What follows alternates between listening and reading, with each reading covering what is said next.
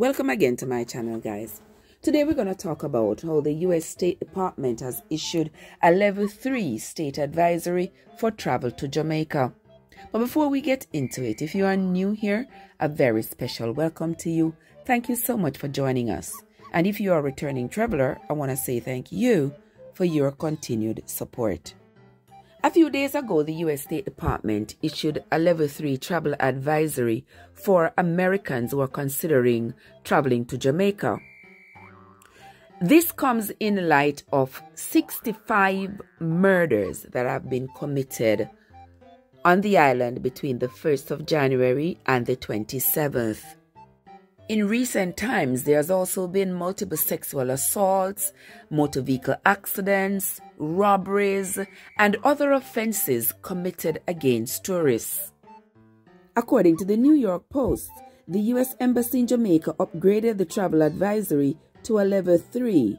Reconsider travel. That's what that Level 3 means, which is just one level short of the most severe level, which warns Americans against traveling altogether. The crimes have become so pervasive that tourists aren't even safe in the shelter of their resorts, it says. Violent crimes, home invasions, armed robberies, sexual assaults, and homicides are common. Sexual assaults occur frequently, they say, including at all-inclusive resorts and on the beaches. They say local police do not respond effectively to serious criminal complaints. When arrests are made, cases are infrequently prosecuted to a conclusive sentencing. Families of U.S. citizens, they say, who are killed on the island by accident or homicides usually have to wait a whole year or more before they get the final death certificates for their family members. According to the State Department, Jamaica has reported one of the highest homicide rates in the Western Hemisphere for several years. It says since 2003, Jamaica has not recorded less than 1,000 homicides in 365 days. In recent years, it seems to have gotten worse, they say. In 2023, 1,393 homicides were committed on the island. In 2022, there were 1,498 murders. And Jamaica is not alone. A travel advisory was also issued for the Bahamas, ranking it at a Level 2 at the crisis level. Bahamas has seen about 18 murders since the start of the year. And even though most of those murders are gang-related, the U.S. State Department still found it necessary to categorize Bahamas as an unsafe place for tourists. Well, as for Jamaica, I know that Jamaica is having a serious problem when it comes on to crime and violence. And also, Jamaica depends on tourism significantly. Tourism right now is the greatest employer in Jamaica. So much so that the government has essentially invested billions in tourism.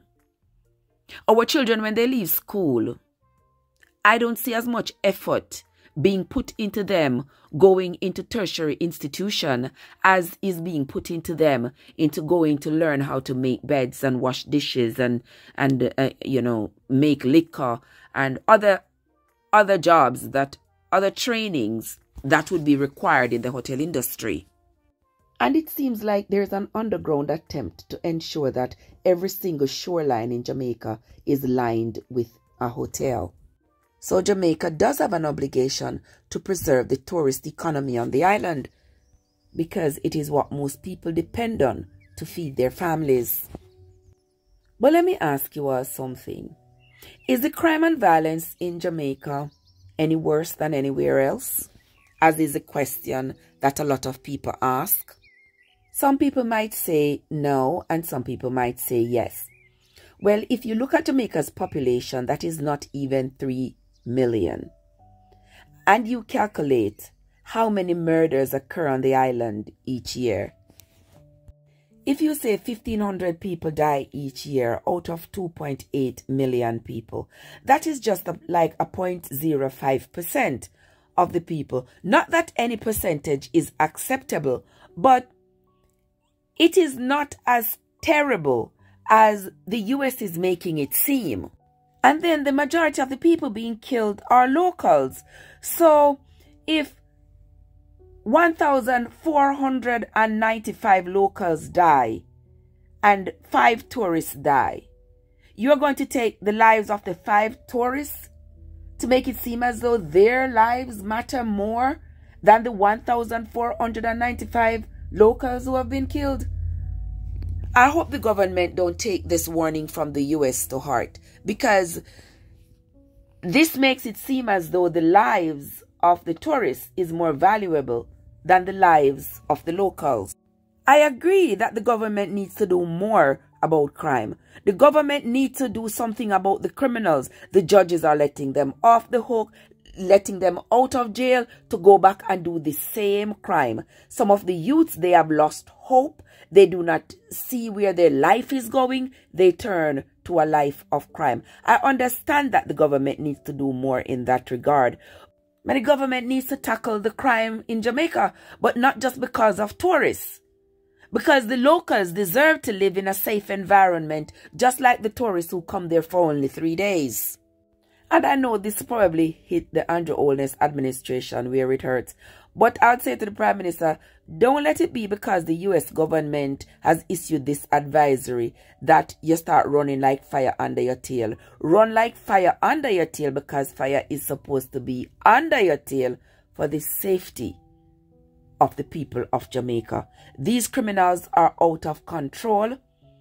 We probably need some more Adams, couple more Adams to be put out in the street to go take them out of them bed, take them from under them granny bed, take them from wherever them go hide, under cellar, wherever it is, and deal with them the way they are dealing with the people in the country. You can't deal with these criminals with little soft gloves. Handle them so nicely and lightly, because these people are creating too much chaos on the island. And I'm not talking just for tourists, for the locals. People can't walk at night. People can't send out their children alone. People are deathly afraid of even leaving their house. What kind of island is that for the people? So even though some people might say this advisory might be a bad thing, it might also be a good thing, because it could encourage the Prime Minister and the local authorities to do more, because they know that the tourist dollar is so important to the Jamaican economy. We're going to continue to watch and see what else the US government is going to come up with, and how the Jamaica Tourist Board is going to respond to this advisory. When we get more information, we will be sure to bring it to you. That's going to be it from me for today.